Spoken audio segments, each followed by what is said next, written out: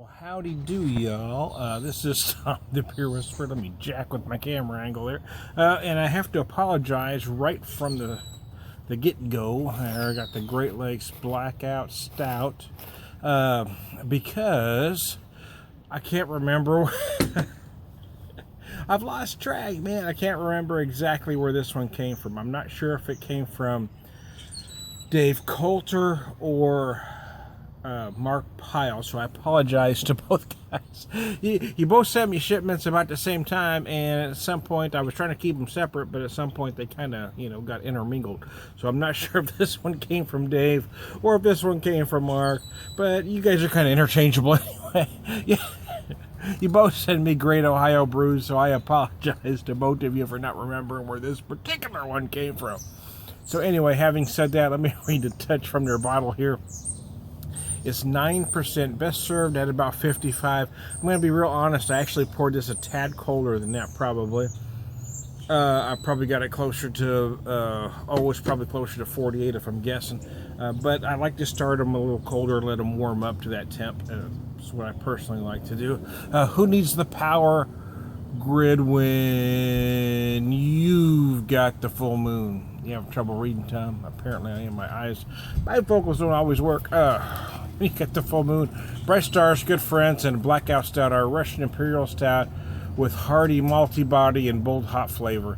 This beer is traditionally brewed from all natural ingredients: barley, hops, yeast, and water. No chemicals or preservatives. Yeah, I am a fan of Great Lakes Brewery. I am.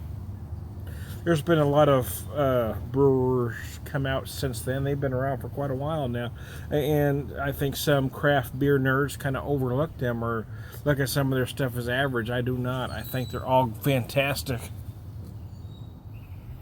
Oh, wow. So I'm drinking slightly out of season, obviously. It's about 80 degrees here on a Saturday.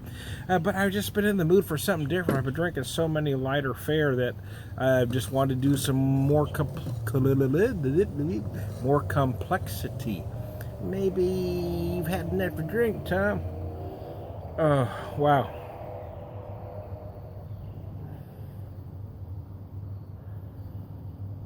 Oh, very nice. A lot of coffee, big coffee on the nose. I would say some dark chocolate as well.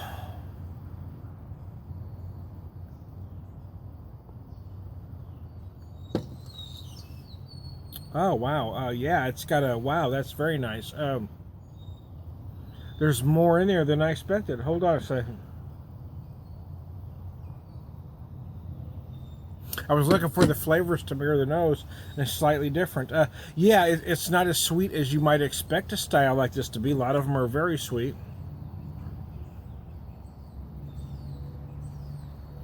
I was getting more coffee on the nose and chocolate, so I expected more coffee in the flavor. I'm actually getting more chocolate on the flavor, but not a sweet chocolate. I'm getting more of a very bitter chocolate, almost like a baker's chocolate. Not in an unpleasant way, in a very pleasant way, with some slight coffee accentuating it.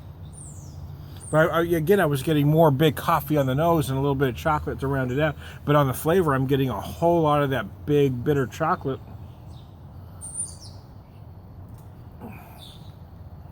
With some coffee there kind of, on the outside to round it out. And it's got a slightly dry finish, which kind of surprised me too. Man, I'm having some trouble speaking. This is my third beer of the day, by the way.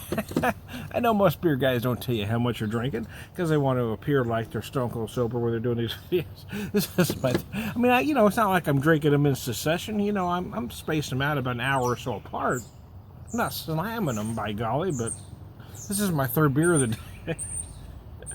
It's a nice day, man. It's a Saturday. Give me a frickin' break.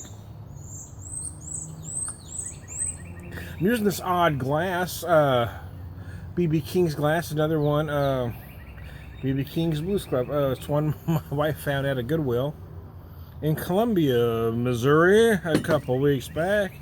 Yeah, I'm a fan of using all kinds of weird glassware, and I would say at least 70% of my glassware comes from thrift stores because, I'm cheap. But I ain't easy, brother. I may be cheap, but I ain't easy, man.